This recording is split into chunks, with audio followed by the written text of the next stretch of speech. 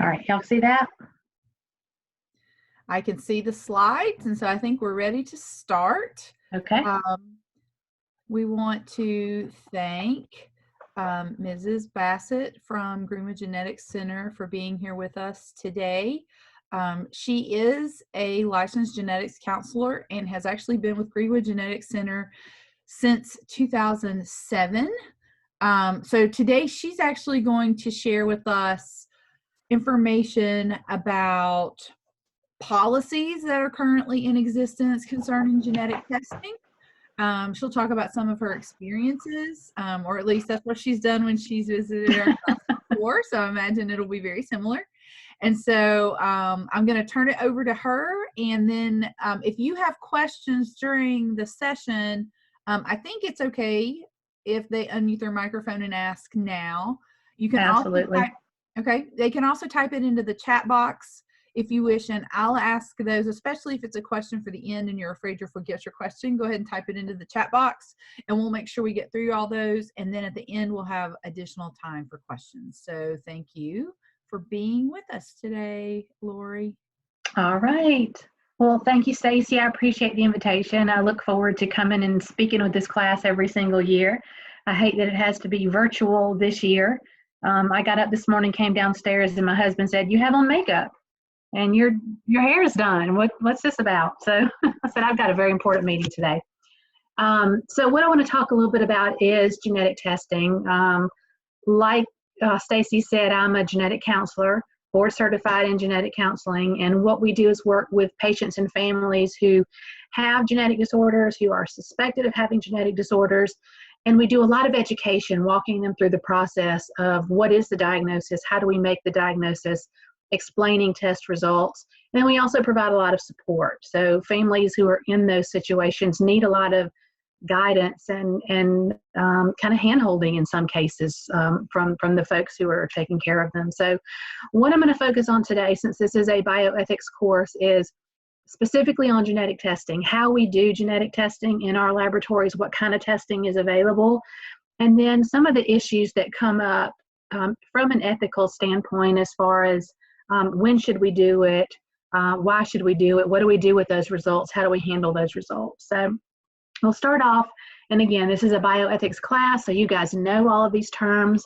I'm not here to teach you anything more than you already know about beneficence and non-maleficence, autonomy, and justice, but just put these up here to kind of keep in mind the different principles as we're talking about some of the ways that genetic testing is used. So I'm assuming most of the folks in this class are science or biology majors, but just to give you sort of a little bit of background on the types of genetic testing that are out there. At the Greenwood Genetics Center, we have 3 different diagnostic laboratories. One of those is a cytogenetics lab where we're looking at a patient's chromosomes. Oops, sorry, I hit the button. Where we're looking at chromosomes. So you guys have seen karyotypes and chromosomes, and I know a little bit about that, and I'll show you some examples in a little while. But chromosomes are sort of a broad, global type of a diagnostic test, and it's one of the tests that we do first off with a lot of our patients when we don't know exactly what's going on. Chromosomes is a good broad test to kind of rule out a lot of different conditions. Our second lab is our molecular lab. So in this lab, we're looking more closely, not at the broad chromosome picture, but we're looking at specific genes. So there's about 20,000 genes in the human genome. And in that molecular lab, we can choose to sequence a single gene if we have a pretty good idea of what we think that patient has. We can choose to sequence a handful of related genes. We can choose to sequence all the genes if we really just don't know where to start with the patient. So that's getting our DNA sequence, trying to get an answer. And then we have a metabolic or biochemical lab, and this is where we're looking at proteins and enzymes, the things that are the product of those genes. So if you have a genetic mutation, you don't make the enzyme, or you make too little of that protein. And so that laboratory is more on the product side of this whole process. So those are some of the technologies that we use. Most any cell type can be used, especially in our molecular lab. Blood is the standard, so we prefer to get blood samples. You get the highest quality, the best quantity of DNA from a blood sample. We have actually just switched, just a couple of weeks ago, to saliva samples being our most common cell type, because we're seeing all of our patients now through telehealth, and we are shipping collection kits to their house, and we have these they look like giant Q-tips, but they're swabs that they can kind of scrape along the inside of their gum that collects buccal cells and saliva. They put that in a solution, mail it back to us, so we can actually continue to do this testing even in situations like this directly from the patient's home. But still, I think when all this is over, we're going to go back and going to find that blood is going to be still the best type of sample to use. So the different methods, I'm going to talk just again a little bit about some of the testing that we offer and that other labs offer. There's really two categories of genetic tests. One category is going to be targeted. So targeted is when we see a patient in our clinic, we do a clinical evaluation, and we have a pretty good idea of what we think this patient might have. And so we're going to go and test specifically for that specific condition and to get our answer and confirm that for our patient. So it might be just testing a single gene. We have a patient, we suspect they have Fragile X syndrome. There's no need to run a whole genome on that patient. Let's look at the single Fragile X gene and see if that's correct. So you get a sequencing readout that looks similar to this with your A's, C's, T's, and G's. A multi-gene panel is another relatively targeted way of doing testing. So this is more useful for conditions where it's not one disease, one gene, where there's a disease that is impacted by or could be impacted by several different genes.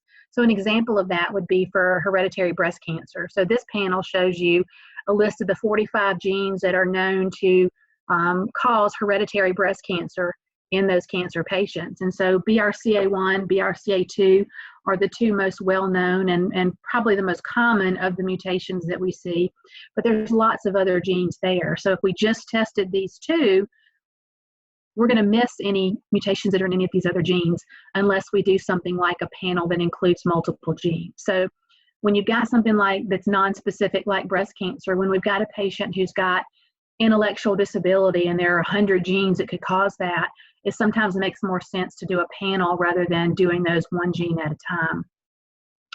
Another targeted test that we might do is looking at a specific enzyme in our biochemical lab. So we see a patient, we suspect that they have a metabolic disorder, and we kind of have an idea of what disorder that is. We know what enzyme causes it. We can test directly for that specific enzyme. Those targeted tests tend to be, tend to get results a little bit quicker, and they're certainly less expensive. You're using fewer resources when you have a better idea and can focus in on what you're testing. The other category of genetic tests are more broad-based tests, and those are for patients where you see the patient in clinic and you sometimes have no idea. You're like, I don't really know where to start with this patient. My list of differential diagnoses is so long. I'm really just not sure how to start. So these broad tests are more, 30,000 feet looking to see, can I find anything that fits with my patient's clinical picture? So chromosome analysis or karyotyping often fits into that. Now, chromosomes can also be done on a more targeted way as well. For example, if we see a baby in the clinic and we think they have Down syndrome, chromosomes is the test that's going to give us that answer very quickly and very effectively.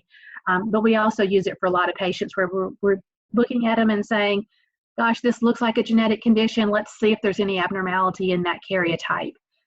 So for example, trisomy 13 is a condition that includes multiple birth defects, but it can overlap with a lot of other genetic disorders.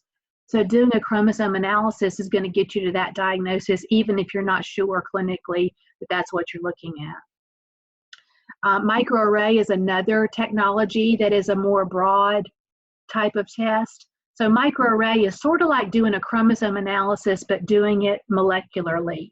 So instead of looking at under the microscope at pictures of the chromosomes and counting them, what you're doing is you're adding probes all along the chromosome, each chromosome. So microarrays generally cover all 46 chromosomes, but you're adding probes there, and basically what those probes are telling you is how many copies of this particular spot are present.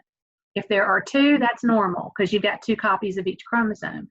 If there's 1, you've got a deletion. If there's 3, you've got a duplication in that particular region. So this image right here shows you a picture of an ideogram or a cartoon of chromosome 4. And if you look at all the probes, they're all kind of hovering right here on this center line, except right here they're shifted left, which means there is a missing portion of that chromosome that's right here on this end of this chromosome here. And so that tells us there's a deletion here. We can look and see what genes are a part of that. Well, here's the genes that we know are involved. And then we can look and see if those genes actually, mutations in those genes actually fit what we're seeing clinically with our patient. So microarray lets us pick up deletions and duplications that are too small for us to see under the microscope, but we can pick them up with molecular tools. But again, it's looking at all the chromosomes and giving you a much more broad picture. Whole exome sequencing is something that we are doing very commonly in our labs now. Whole exome sequencing is sequencing the exons or the coding regions of all 20,000 genes. So this is a test that lets us do a sequencing of the protein coding regions for when we don't know which genes to start with, or there's no multi-gene panel that really fits. We've got a patient who maybe they've already had chromosomes, maybe we've done a couple of gene sequences and haven't found the answer. Whole exome sequencing is one that can give us answers that we hadn't thought of before. So this actually makes up about 1 to 2% of the entire genome. So most of your genome doesn't code for proteins, but it's that 1 to 2% that we understand the most about. And the results from the whole exome sequencing are easier for us to interpret than when you start doing whole genome sequencing.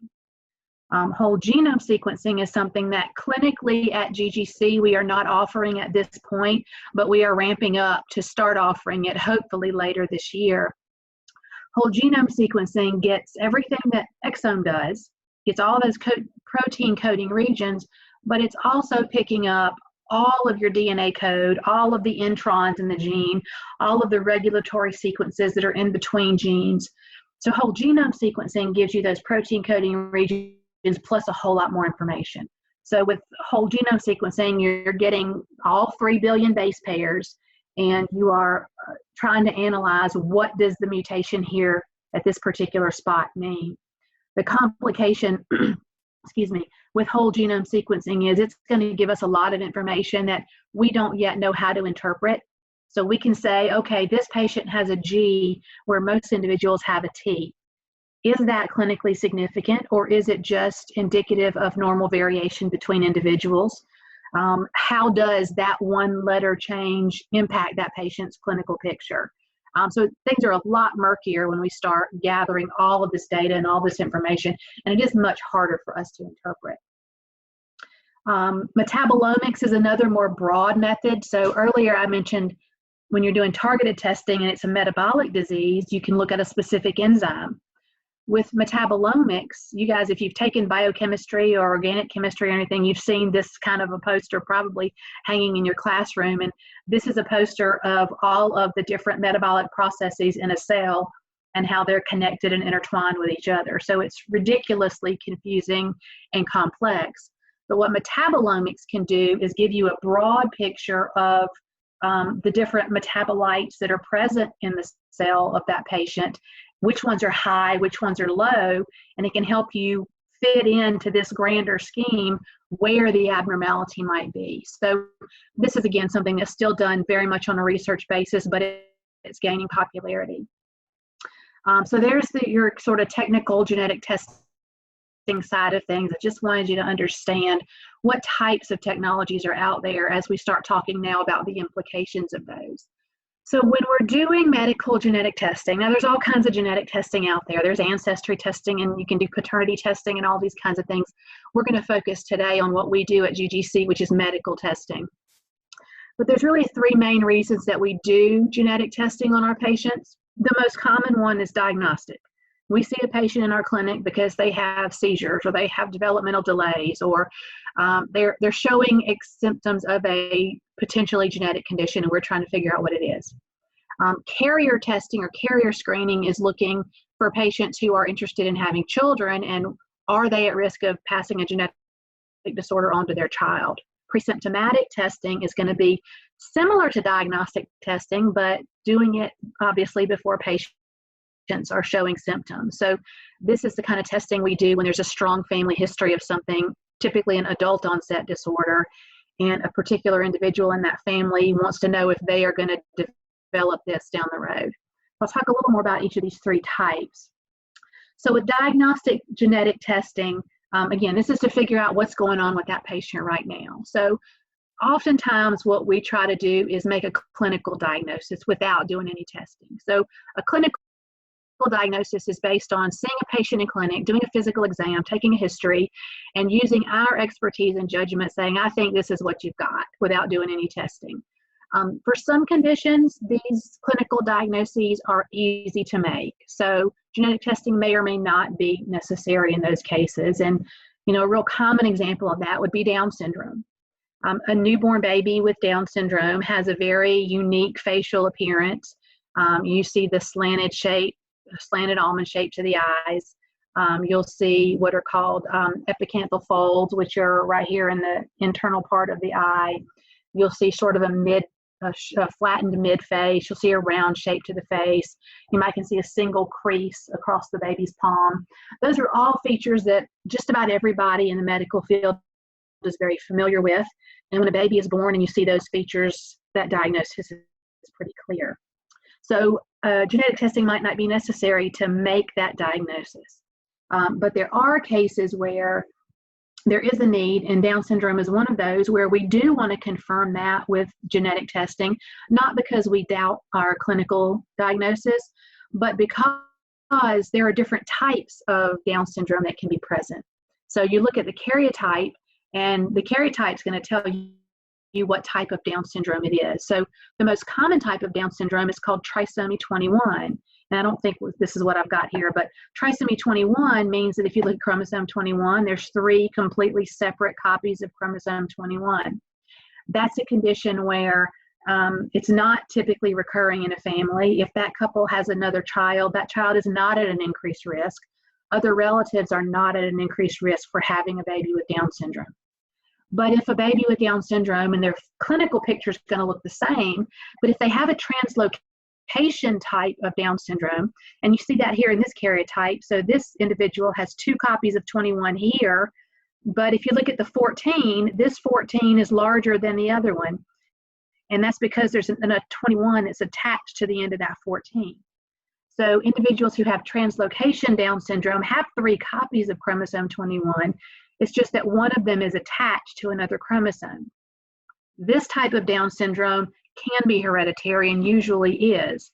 So one of the parents likely carries the 14 with the 21 attached to it, but may only have one of these free 21s, which means they don't have Down syndrome, but they carry this rearrangement and are at risk of passing that on to future children. So while the medical management for this child with Down syndrome may not change based on the karyotype, what we tell that family about future reproductive risk and what other relatives may be at risk for is dramatically altered by understanding what's causing the Down syndrome in that patient.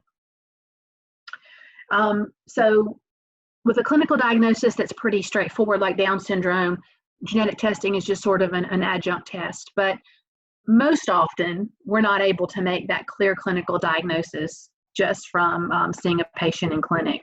And we require genetic testing to confirm that. So I'll give you an example. When you've got a non-specific type of presentation, like a patient who comes in with developmental delay and seizures, we have a database called OMIM, which we can input features of conditions, and it will give you sort of a differential list of genes and conditions that could be there.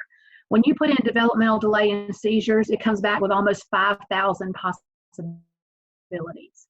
So it's really important that we narrow that down, because the treatment and the management of those patients is maybe not necessarily just related to their seizures, but what type of seizures and what gene is causing it. So it's important that we get down from 5,000 to the one correct answer. So when you are able to confirm a diagnosis like that, number one, you have an explanation, which is hugely important for families who have maybe bounced around from one clinician to the next and have not been able to get an answer for what's going on with their child. It's frustrating, it's scary, they feel very, very alone in those situations. So first of all, just having an answer can be hugely helpful. But it can also alert you, are there other complications that could be present? You know, we know the child has seizures and developmental delays, but if we identify a genetic mutation and learn more about that disease, that could potentially alert us, well, maybe kidney issues can be a part of this syndrome, or maybe heart issues, things that we need to take a look at. Obviously, if you confirm a diagnosis, you're going to have a better shot of having effective therapies and treatments. You're going to have a better, more accurate risk assessment for family members. What are the chances of this happening again? You can conclusively test other relatives who may be at risk for this condition. And then there may be, if there's not a good treatment, there may be some research studies or clinical trials for that specific diagnosis that patients can get involved in. So one of the ethical issues that comes up very frequently when we're doing some of these, especially some of these broad genetic tests, is unexpected results. So when we're doing whole exome sequencing, or in the future when we start doing whole genome sequencing, we're generating huge amounts of data on each patient that we test. We're looking at all the genes, we're looking at everything. So if our patient came in with developmental delay and seizures, that's what we're aiming to figure out, is what's causing those features. But when we test everything, we're going to get back results on every gene that we're looking at. So what do you send back to that patient? Do you only report back the results that are related to that patient's phenotype, things that we know could be causing the reason they came to see us in the first place? What if we're doing testing on this child with developmental delay and seizures, and we uncover a mutation in one of those breast cancer genes? Is that the kind of thing that we share with our patients? Do we share only the genes that there's something medically you can do to treat or prevent? Do we share everything? Because, you know, that's the patient's DNA, is their right to know what we find there. So these are conversations that we have with our patients when we're doing some of those broad types of tests, that we're looking for this, but we may find that. And if we find that, do you want to know about it? How much information do you want to know? I'll tell you, most patients want to know whatever we find. They want that information, even if there's not anything they can do about it. But we do have patients who say, no, don't throw anything else at me right now. We're focused on this particular reason that we're here. Some other unexpected results that can pop up when we're doing especially these broad types of tests, non-paternity certainly can show up. I read a study a few years ago that 10% of people have a different biological father than the one listed on their birth certificate. So this is not a rarity that we find that the person they thought was their father was actually not. So those are things that can be uncovered, and we make sure our patients are aware of that in advance. We have had a handful of cases at GGC, particularly when we're doing that microarray test, where it can identify what's called consanguinity, or can identify that the parents of a child are blood relatives of each other. Sometimes they already know that. There are many cultures around the world where cousin marriages are commonplace. But here in the US, it's more likely to be a situation where there's been some abuse. So this is a picture here of your what's called loss of heterozygosity, which is a test that comes up when we do microarray. It's just a part of what we're able to analyze. And all the areas that you see in purple are areas that are common by descent, or they're identical on both of the patient's chromosomes, the one from mom and the one from dad. So there's always a little bit of that in a patient, but if you see a whole lot of it, like you see in this picture here, that can tell us the degree of relatedness of the parents. So we have had a couple of situations where we've done this test in our laboratories, and the results have shown that the parent situation looks like an uncle and a niece, or even a parent and a child. And so our dilemma at that point is, how much of this do we share? Is this the kind of thing that we report to authorities if we are suspicious that there could have been some sort of abuse situation that led to, the conceiving of that child? So definitely an ethical situation that doesn't happen often, but it's something that this kind of testing can alert you to. Another question, another concern that a lot of people have is government mandated testing. And everybody, as soon as I say this, well, of course the government should never mandate that you have genetic testing. But everybody's had this. And the government mandated testing that I'm talking about is called newborn screening. This is something that every newborn baby gets before they leave the hospital. If you were born after 1962, you had newborn screening done. Your parents did not have to sign a consent form. They really didn't have to educate them on. Most people do educate the parents that it's being done. But every baby before they leave the hospital gets their heel pricked, and they get a sample of blood. And each state has their own newborn screening program. So the newborn screening program is very treatment focused. So in the state of South Carolina, we are currently screening all babies born for 55 rare genetic disorders. And the reason that we do this on all babies is because these are, even though these are rare conditions, they're conditions that don't usually present at birth. These babies usually look healthy. They seem to be fine right at first. But a few days, a few weeks, or sometimes a few months after they're born, as these disorders progress, they start to show symptoms. The decision to test for which disorders that we test for is made because there is a treatment. But for these conditions, the treatment is only effective or most effective if we start treating before the baby gets sick. So if you wait till the child gets sick to make the diagnosis, you've missed your window of most effective treatment. So the most well-known example of a condition like this is PKU, or phenylketonuria. With PKU, babies are missing an enzyme that breaks down phenylalanine. Phenylalanine is toxic to the brain if it builds up in levels that are too high, and it causes intellectual disability, seizures, growth abnormalities. And so if we wait till that child starts to show symptoms, the damage has been done. It's too late to reverse that. If we pick these babies up at birth and we start them on a low phenylalanine diet, and so phenylalanine is something it's an amino acid, so it's in any protein that you eat. But if these babies get on a low phenylalanine diet and maintain that diet, they do fine. They never have seizures. They grow normally. They have normal cognitive development, and you wouldn't know them. You wouldn't be able to pick them out from their group of peers. So it's dramatic night and day difference in these kinds of things, which is what makes it a public health issue. We can catch these, we can prevent them early, and we can make a dramatic improvement in that child's life.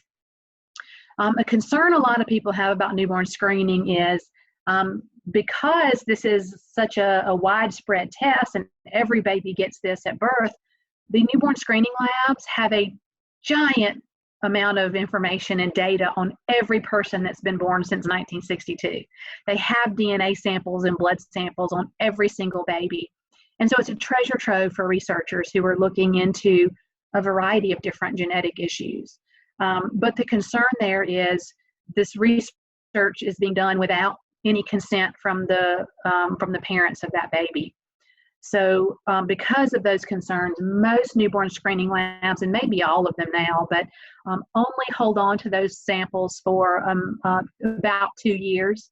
And the only reason they're allowed to hold on to them for that long is because sometimes when we're treating a baby or figuring out what a baby has as far as their diagnosis, we need to go back to those samples and run some additional testing, and having those handy is very helpful. And they can also use those samples for quality control and helping them develop new tests. So beyond those two reasons, they're not allowed to use them for research anymore because there's no consent process for that. Here's another example of a newborn screening condition called MCAD, medium chain acyl coenzyme A dehydrogenase deficiency, which shows you why we call it MCAD. This is a condition where babies are missing an enzyme that helps break down fat. So your brain, helps break down glucose. So your brain normally wants to use glucose as an energy source. That's its first choice. When your glucose levels are low, when you're fasting or sick or whatever, your glucose sugar levels drop, your body can switch over and start breaking down fats to supply nutrients to the brain. So that's why when your glucose levels or blood sugar drops, your brain doesn't stop working because your body has this backup system. These babies don't have the enzymes to make that switch. So when their glucose levels drop, their brains they can't access the fat in their bodies for fuel for their brain. So their brains eventually do shut down if their glucose level drops too low. This has caused sudden death in a lot of infants, coma, lethargy, all kinds of symptoms in these babies because their brain can't continue to function normally without breaking down that fat for fuel. You look at this baby, she's got MCAD disease, but you look at her and you don't see anything unusual because this is not something that shows outward symptoms. Sometimes the first symptom that you see is a sudden death when that child's blood sugar has gotten too low. So this is a condition that we screen for at birth. We can identify these babies right away, and dietary precautions and other medical precautions can be taken to help prevent that very sudden and tragic ending that we've seen in some babies in the past. So treatments is obviously an important part of why we do genetic testing, because we want to get to the point where we can not only identify that disorder, but also improve the quality of life for patients. So pharmacogenomics, that is one area of genetics that has really exploded in the past few years. And that's when we use genetic testing to identify variants that can predict how well a medication is going to work or what dosage is needed. So an example of something in pharmacogenetics is something called the Philadelphia chromosome. This is actually a translocation that occurs between chromosomes 9 and 22, and there's a schematic down here with chromosome 9, here's a normal 9 and a normal 22. They've broken here at this point and switched ends. So you've got your rearranged chromosome 9 with a piece of 22 on the bottom, and then you've got this 22 with a piece of 9 here on the bottom. So all your genetic material is still there. There's nothing extra or missing. It's just rearranged. But what can happen here is because there is an important gene called BCR right here on 22 and a gene called ABL right here on chromosome 9, at these break points, that's the middle of the gene. So these are switched, but these genes are broken. And so when we see a patient who has this fused gene that has BCR and ABL combined, that's what we call the Philadelphia chromosome. And we know that patients who have this sort of fused together gene, who have CML or ALL leukemias, respond to a drug called Glevex. This Glevex, its function is to inhibit cells that have this combination gene here. And so if this drug can inhibit those cells, those are your cancer cells, that's a very effective treatment. Patients who have CML or ALL but don't have, it's not because of the Philadelphia chromosome rearrangement, Glevex is useless. So if you can identify the genetic cause for this CML or ALL, you're able to identify, is this drug going to work or not? And you can start them off on the right treatment from the very beginning. Another thing that's very common in the pharmacogenomics area is with a lot of your blood thinning medications, particularly warfarin or Coumadin. So there's a gene called CYP2C9 that encodes a liver enzyme, and what that liver enzyme does is it breaks down the active component of warfarin. So some people have variations in this gene that causes that breakdown to occur more slowly. So if that breakdown is occurring more slowly, they're metabolizing this drug much more slowly. They're going to need a lower dose because it's going to hang around in their body a lot longer. If patients who have this variant have the normal dose of this drug, over time that warfarin level is going to get too high. It's going to build up in their blood too much, and they're going to be at risk of serious bleeding issues, even internal bleeding issues, which can be lethal. So I think all doctors now, before they start a patient on warfarin or Coumadin therapy, run this genetic test to see what variant, if any, this patient has, and that manages how they dose that particular patient. And again, it's not giving us a diagnosis or a reason for why the patient is having blood clot issues, but it gives us a way to manage their treatment. Another therapy, oops, that's a typo there, sorry about that. Another therapy is enzyme replacement therapy, or ERT. ERT is used for patients who have disorders where the genetic mutation is causing them to not be able to make an enzyme, That enzyme's not functioning, and that leads to the symptoms of the disease. But the therapy is to take that enzyme that they're missing and manufacture it in a pharmaceutical laboratory and then infuse that enzyme back into them. So their body can't make it, but we can introduce that back in the form of a medication. Mucopolysaccharide disorders or lysosomal storage disorders are the most common types of conditions where we're using ERT. So the patient is not for lysosomal storage disorders, the patient cannot make an enzyme that is used in the lysosome that breaks down waste products in the body. So if that enzyme is not being made by the body, those waste products can't be broken down, they build up, they're stored, and they can store in just about any tissue. So you can see patients with severe heart issues, liver issues, learning problems, seizures, eye problems, joint problems. It's really a very systemic type of disease.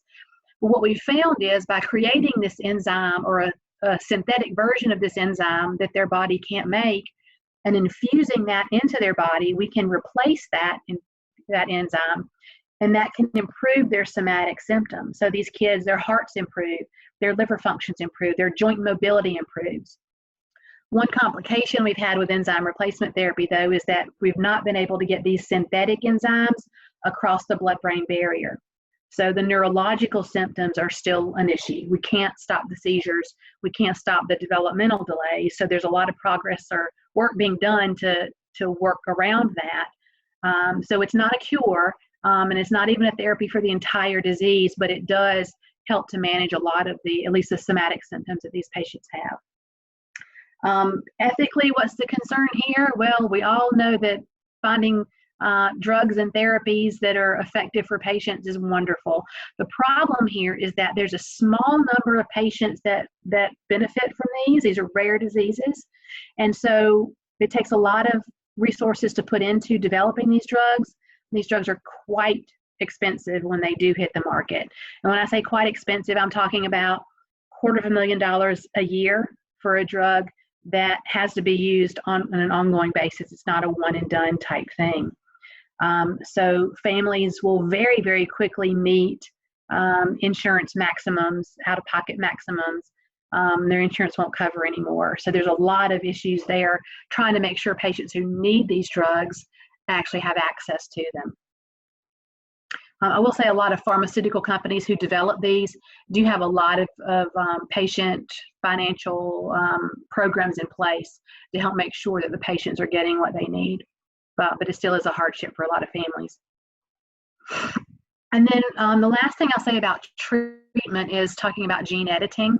CRISPR is something you guys, I don't know if you've talked about it in this class, but it's certainly a hot topic in the area of genetics. And basically what CRISPR and the Cas9 system does is it targets a specific gene mutation, and it can replace that defective part of the gene with the normal sequence. And so the hope for CRISPR type technology or any gene editing technology is that it could essentially be a cure for a lot of diseases. You could go in, change that genetic sequence back to what it's supposed to be, get the gene functioning normally again, the disease goes away.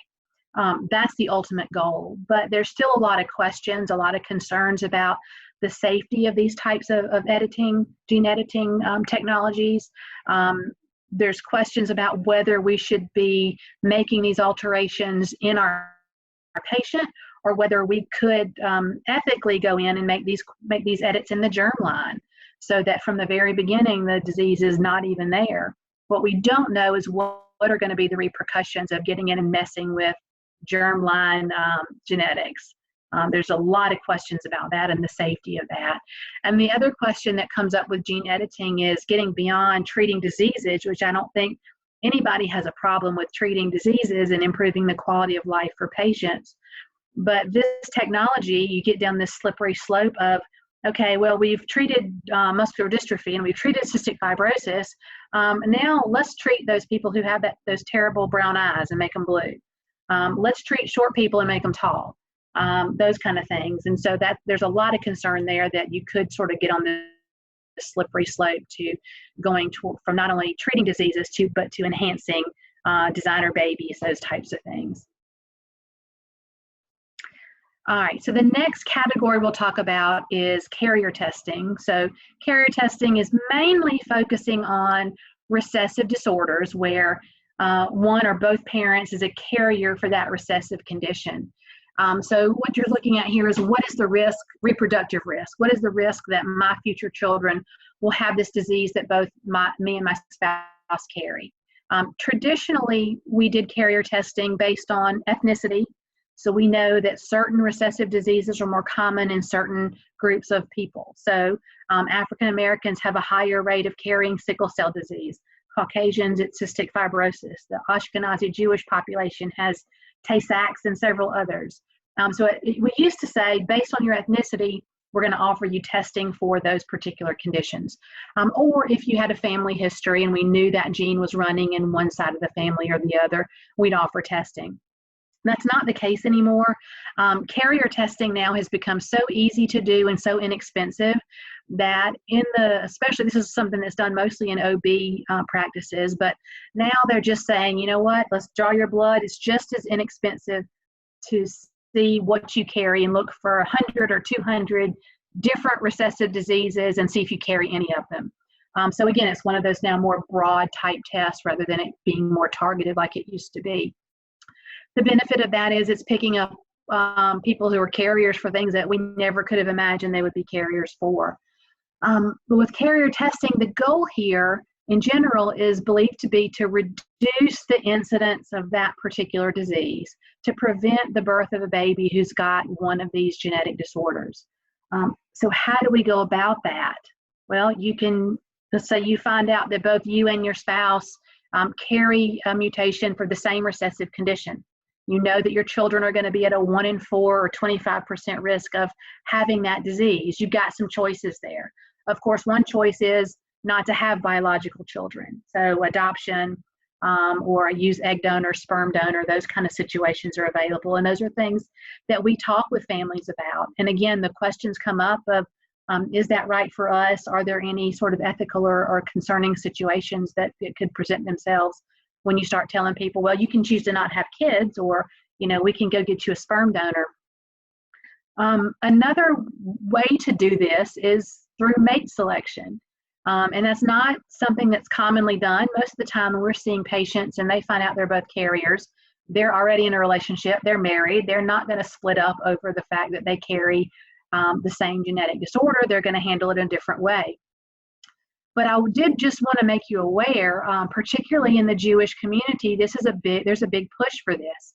Particularly in the more conventional or traditional Jewish population, there's a program called Dor Yeshorim, and you can look up this website. But basically what this program does is they go into schools, Jewish schools, and they test. It's based out of New York City, so this is an American program. But they go into Jewish schools and they offer testing, usually starting at about the middle school age. They come in, they collect samples from children. Their parents do have to consent to it, but they collect those samples and they run a panel of carrier screening on all these kids. They don't get any results back. This all just goes into a database. You are given a PIN number. And then as those children get older and start dating and getting into relationships and potentially considering marriage, what you do is you call into the system, you give your PIN number, and you give your partner's PIN number, and they will tell you if you are compatible or not. They don't tell you what you tested positive for or negative for, but they will tell you that you don't carry the same genetic mutation, so you can get married, or you do, and you need to be aware of this risk. They don't prevent you from getting married, but they strongly discourage it. So basically what that does is it keeps individuals from having children with someone who carries the same mutation that they do, where their children will be at risk. So again, you can open up this to lots and lots of questions. The Ashkenazi Jewish population, there are about 10 or 12 genetic disorders that are significantly more common in that population. So their goal here is to prevent more babies from being born with some of these, what they call Jewish disorders. But it's out there, and it's a way that some families and some communities are preventing some of these conditions. There are also technologies that are available for couples who find out they're both carriers for the same genetic condition. One of those is pre-implantation genetic diagnosis, and I don't know if you talked about this in your class, but pre-implantation genetic diagnosis, or PGD, basically starts out with an in vitro fertilization procedure. So in the laboratory, they create an embryo from mom's egg and dad's sperm. They let that embryo grow to about the 8-cell stage, which is what you see in this picture here. And then at that point, get my mouse working here. This is a pipette that's just there to hold the embryo in place. This is a pipette that is suctioning off a single cell from that developing embryo. And we're at the stage of development where removing one single cell is not dangerous, because all these cells are still pluripotent and can still kind of turn into any type of tissue. So you're not causing a problem with the embryo. But what you can do with that single cell is you can run the genetic test and see, does this embryo have the disease that you're concerned about? If it does, it's not implanted. If it's free of the disease, then it is implanted, and you can hopefully have a successful pregnancy there. Again, ethical decisions come up here all the time when we discuss this with patients. It's something some families are gung-ho and really excited about this opportunity and possibility. Others are very uncomfortable with this technology, feel like it's playing God, feel like it is the same as terminating a pregnancy if you're just discarding those affected embryos. What do you do with those embryos that you don't implant? Are they used for research? Are they just discarded or thrown away? So all those are discussions that we have to have with families when this topic comes up.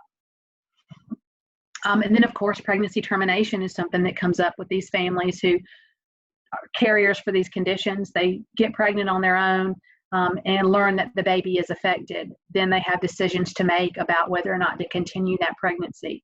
And again, I don't have to tell you what sorts of ethical and religious issues come up in those conversations as well. So it's difficult decisions that these families are placed into. And finally, we'll talk about pre-symptomatic testing. So we're not making a diagnosis. We're not looking at reproductive risks necessarily, but we're seeing patients who have a family history of some sort of issue, and we're trying to figure out who in that family has the mutation, who's at risk, who's going to develop this disease. So again, most of our patients come in with a family history. They know what the disease is. They've seen it in their families, and they're scared that they're going to be the next one to be diagnosed. So for example, you have a patient that comes in, her father, her aunt, her grandmother all died of Huntington's disease. You guys have studied Huntington's disease, I'm assuming. It's something, when you get into a genetics course, it's one of the more common disorders that they talk about. But it is an autosomal dominant condition. So if a parent has it, the 50-50 chance each of their children will inherit it. Huntington's disease, if you're not familiar with it, is a neurological, rapidly progressive disease. It affects movement, it affects personality, it affects memory, it affects basically the entire patient's body, and they end up bedridden. It's a very, very tragic disease and hard way to watch a loved one pass away. But the testing is for sure. There's a single Huntington's disease gene. It's fully penetrant, which means if you have the mutation, you're going to get Huntington's disease unless something else gets you first. So it's not an if, but it's a more of a when type of a question if you have the mutation. With Huntington's disease, there is no cure. There are very few treatments that are effective. There are a few that can help manage some of the movement issues, some of the mood and personality changes, but they're not going to prolong it. They're not going to slow the disease. So there's really not anything you can do medically to hold it off or to prevent it or to slow it down. So my question, to patients who have this family history is this something that you want to know? We can tell you, I can draw your blood. We can tell you for sure you're going to get this or you're not going to get this. Do you want to know? And that's a hard question for a lot of families. So there's a protocol in place for this particular disease, which is used for some other diseases as well. But before testing labs will actually even run this test, they require the patient to have genetic counseling to understand what the disease is and how it works and what the mutation means and what the testing results mean. The patient has to have a neurological exam to determine, are they already showing any early signs of Huntington's disease? And they also have to have psychological testing or evaluation for someone to sign off to say, okay, I've discussed the ramifications of this information with this individual. I feel like they have the support system in place. They have the strength to be able to handle the news when they get it. What's been reported before all this protocol was in place was patients who had watched loved ones die with this horrible disease, did the genetic testing and found out they also had it. Suicide rates increased dramatically. So we want to make sure patients are prepared to handle the news and the information. So all this is required to be done before we can even draw blood for testing. The results have to be returned in person, whether they're good or bad. So, you know for sure you're going to have to come back to that appointment and get that news in person. But once we start this process, only about 10% of the patients who start that process actually go through and complete the testing. Once they've sat down and really thought about it and really learned more about the ramifications and what we would do if the test was positive, how it would change things, which it wouldn't change it very much. So most patients who start the process end up not doing it. That doesn't mean they never do it, but it means at that point they've decided to not do it or to at least delay it until they're maybe at a more prepared place in their life. Why do they choose not to do it? Number one, well, there's nothing we can do if we find that. If we find that mutation, we can't treat it, we can't slow it, we can't improve the quality of life. Once you know, you can't take that away. So if you've got a 50-50 chance of being healthy, a lot of patients say, I'd rather have that and hang on to that bit of hope.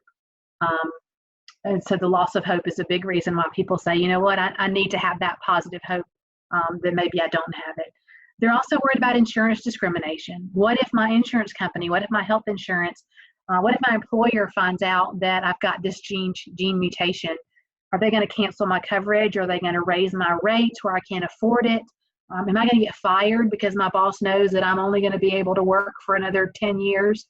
So that's a big question and concern that patients have as well. Here's another scenario for pre-symptomatic testing. This one is looking at breast cancer. So this patient comes in with a family history of mother, aunt, and cousin with early onset breast cancer. It's suspected to be hereditary. This is also autosomal dominant in these families. So if a parent has the mutation, 50-50 chance of passing it on to each of their children. But the testing here is not definitive. There's lots of genes. We talked about the breast cancer gene panels.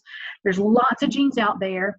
They're not fully penetrant, which means just because I have a mutation does not necessarily mean I'll get breast cancer. It raises my risk significantly, but it's not a yes or no for sure. And also with breast cancer, you've got early detection.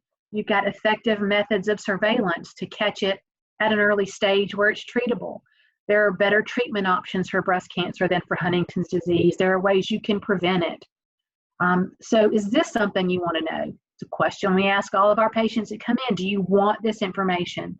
And we find in those situations, it's probably the reverse. About 90% of patients who come in end up having the testing because they feel empowered with that information. They're already doing their mammograms and they're already worried about it. So getting that news is not going to make them start testing. It's going to make them maybe start testing more frequently or doing a few things like MRIs that they wouldn't have otherwise done.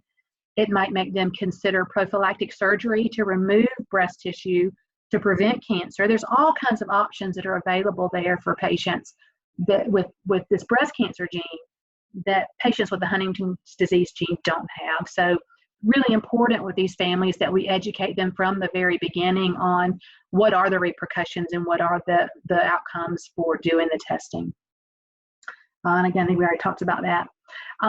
There also is some testing that's out there, kind of pre-symptomatic testing when you don't have a family history, more general knowledge. And you guys have seen 23andMe commercials and these direct-to-consumer tests.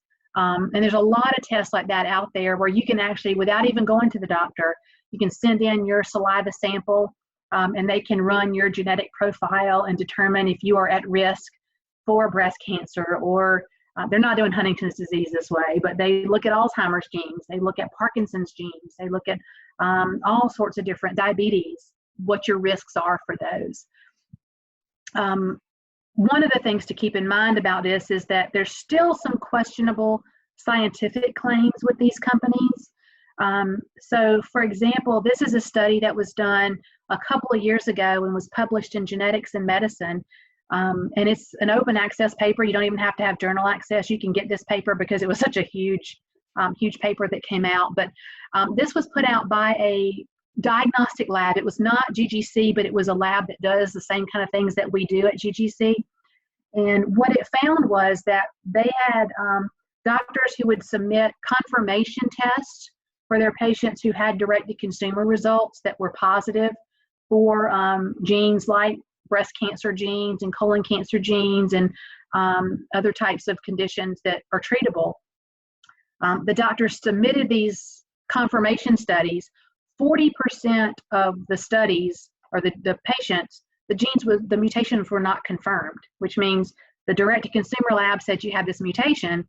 When they had it done in an actual CLIA quality-controlled lab, the mutation wasn't there. So that was an alarming number, that if 40% of the results coming back from this are wrong, we are doing a real disservice to patients by supporting that kind of testing. So it's something that we don't recommend to our patients. If they're using it for ancestry, using it for kind of finding relatives and those kind of things, fabulous. But as far as using this kind of genetic testing for medical decision making, the science is not there yet. And I'm not sure patients necessarily understand that, but it's something that we try to stress with our patients, that we don't want to make medical life-changing decisions based on the results you got from those tests. There's also privacy concerns with these sort of direct-to-consumer tests. So, you're paying them, you're sending them your DNA sample. What are they doing with that? How are they protecting your privacy? Are they turning around and selling that data? Most of them are, to research companies or pharmaceutical companies, because again, that's another one of those treasure troves of genetic data. And so that's a worry that a lot of people have about direct-to-consumer tests as well. And again, unintended information, you can find things that you weren't necessarily looking for. You can find out you have a half sibling that dad never fessed up to.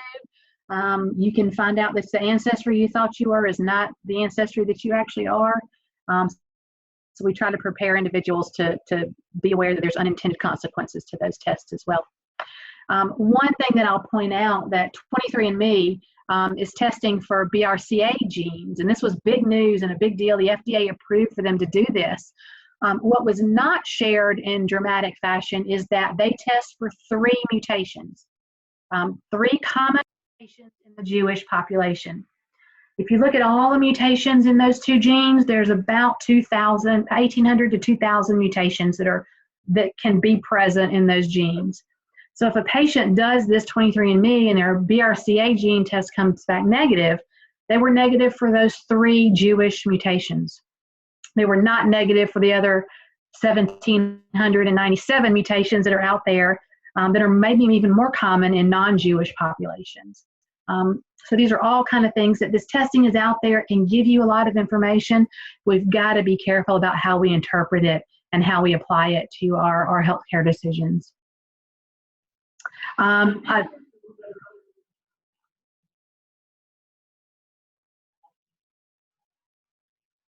Sorry, that's my fault. Okay. Sorry, I had some narration on that slide, and I think this happened last year, Stacy. All right, so genetic discrimination, we'll talk a little bit about that. There is a law called GINA, the Genetic Information Non-Discrimination Act of 2008, which was first introduced in '95. It took until 2008 to get it signed. So again, you can see how slowly those things move through Congress. But what GINA does is it helps prevent discrimination based on genetic test results. So a lot of people for pre-symptomatic testing come in with a fear that their insurance company is gonna react to these results, that their employer is gonna react, that they're not gonna be able to get coverage. And there's a reason a lot of people have chosen not to have testing, but GINA does help to prevent some of those fears. So what GINA does is it says that health insurance companies cannot make you have genetic testing, they cannot deny you coverage, and they cannot adjust your premiums based on any pre-symptomatic genetic testing that you have or based on your family history.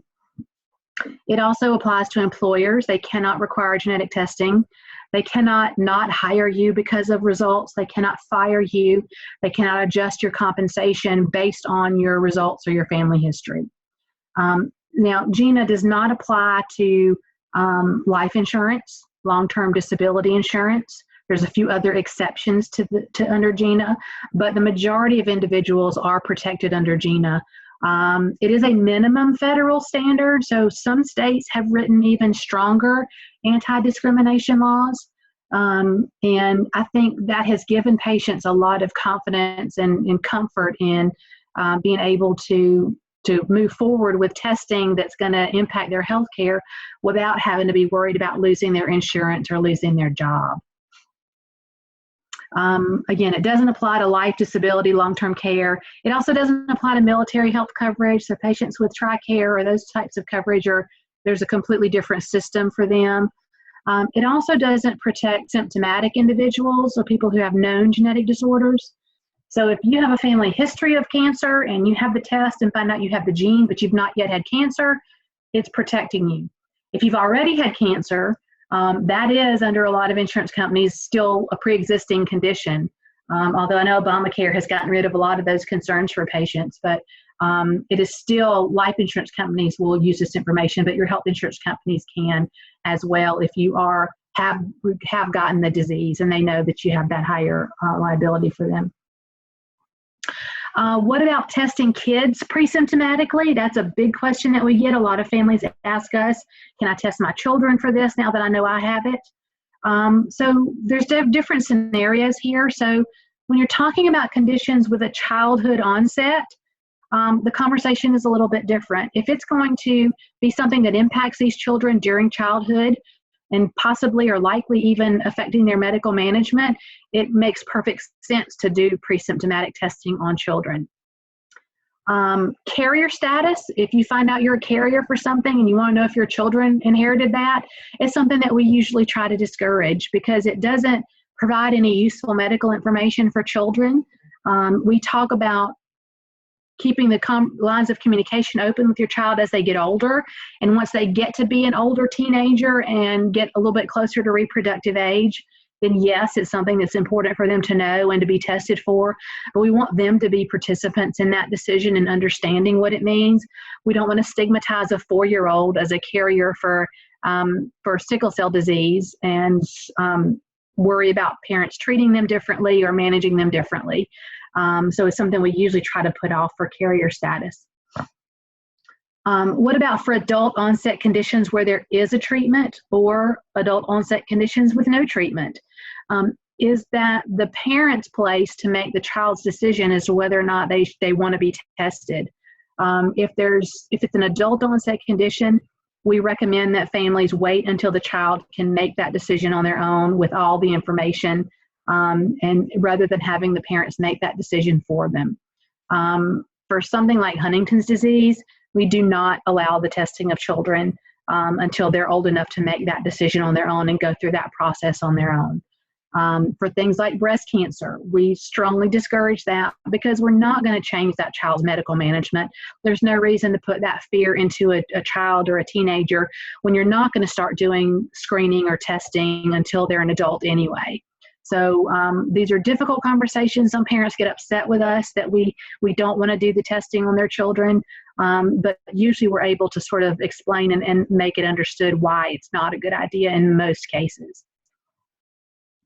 Another bioethical thing that we do come across sometimes, this has become less of a problem recently, but about the patenting of genes. So about 20% of human genes have been patented by their discoverers.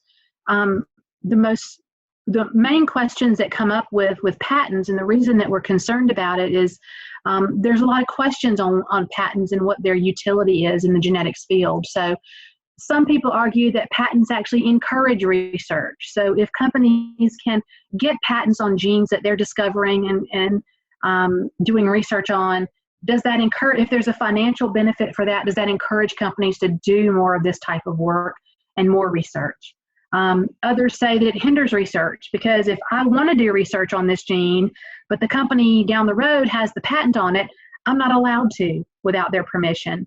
So is it hindering research? And I think there's arguments to be made on both sides. Does it increase testing costs? I think what we've seen is absolutely it does, because when a company holds a patent on a gene, they're the only laboratory that can offer testing for that gene, so they can set the price where they want to. Does it decrease access? I think the earlier statement, yes, shows that it decreases access. If the testing costs increase, fewer people are going to be able to have access to that information. So most of the patent questions were pretty much solved in 2013 when there was a Supreme Court case involving Myriad Genetics. Myriad held a patent on BRCA1 and BRCA2, the two most well-known breast cancer genes. They were doing all of the US testing for those two genes had to go to Myriad. When we saw patients, that was the only lab we were legally allowed to send it to because of that patent. No other labs could offer the testing in the US. The prices were very high. It was costing minimum of about $2,500 for patients to do this. Sometimes insurance paid, sometimes it didn't, but it was a really high cost for that test, and for a test that a lot of patients were interested in and needed to have. They were taken to court, challenging the validity of their patent, went all the way up to the Supreme Court, and the Supreme Court did decide that they were not, genes are a naturally occurring entity, so Myriad could not actually patent a gene. And it almost seems like the next day after that Supreme Court case decision came down, my inbox was full of labs now starting to offer BRCA1 and BRCA2 testing, and they were offering it for a patient out-of-pocket cost of $150, $200. You saw the price drop by 90% almost overnight, and you opened it up to all these other labs. And now there are probably 5 or 6 labs that are leading the testing in those areas, but you have choices based on patient insurance and cost and other types of things that are important in those situations. So gene patenting, I think, is one of those ethical issues that we're kind of gotten figured out at this point. But that Supreme Court case really did help us move into that area. Okay, so I have discussed a whole lot of stuff, a lot of different topics, a lot of different ethical situations. I've not given you answers to any of them. My goal here was just to show you the complexity of genetic testing, the complexity of the conversations that we have to have with our patients on a daily basis, the things that patients have to really think through very carefully when they're making decisions about having testing, when to have it, what kind of testing to have, what to do with the information once they have it. So again, genetics is a very, very ripe area for ethical discussions. And this Arthur Kaplan, a very famous bioethicist, predicted that we're never going to lose a job for bioethicists just because of the Human Genome Project. Is going to keep us busy, I think, forever. So I will stop here. My email address is there, so if you do have questions down the road or want to reach out and ask about any of these types of tests or the kinds of things that we do with patients, feel free to reach out and let me know, and we can certainly discuss those. And I'm going to stop sharing here. Okay. And thank you very much. And you guys have any questions at this point? One question that came in the chat box. Okay. Was about newborn screening. Yeah. So for babies that are born at home, what happens with them? Babies that are born at home, what generally will happen is if they don't have a doula or a midwife present, if they do, they'll collect the samples and they can send them in. If they, if they don't, they will generally be screened at their very first pediatrician appointment. So they get screened at about a week of age if they don't get it right at birth. So we can't say that there aren't babies out there that are born that never get this because they fell through the cracks because of a home birth or whatever reason. But there are procedures in place to try to catch those babies that don't necessarily get it from a hospital. Good question. Do you have other questions? Anything else? So you mentioned how you do both full exon sequencing and as well as full genome sequencing.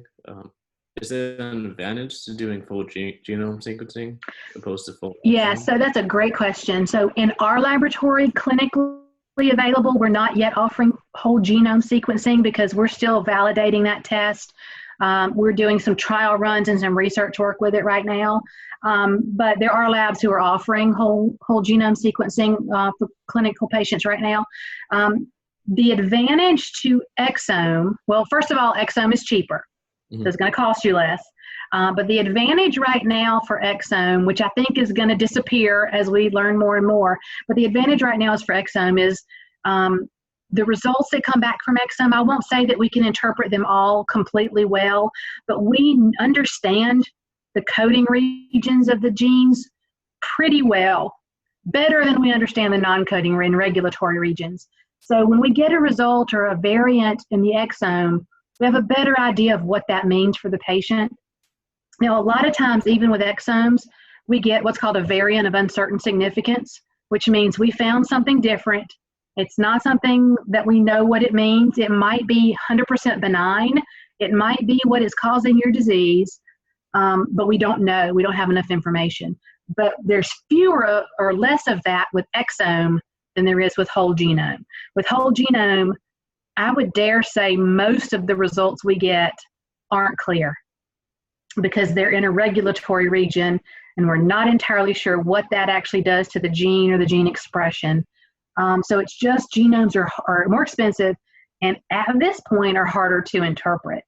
Another disadvantage of the whole genome is you're getting 50 times more data generated, which means our bioinformatics team, who are the folks who develop the algorithms to sort through all of the data, have 50 times more data to sort through to find the abnormality, to find the needle. It's a much bigger haystack with the same needle in it. So those are some of the differences in those. But again, as we learn more, as our technology improves, the prices are going to come down, our ability to interpret whole genomes is going to improve, and we're moving towards that. It's just going to take a little bit of time for us to be comfortable in a clinical setting doing that. Anything else?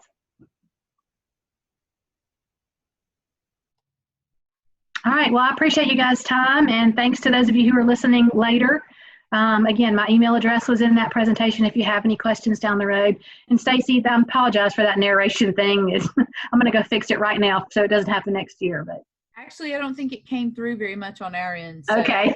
Well, I'm sitting here talking, and then I hear myself saying something different in my head, so I'll get that corrected. Yeah, I think we're in good shape. Okay. So, yeah, thanks for attending, guys. Yeah. I'm going to stop our recording.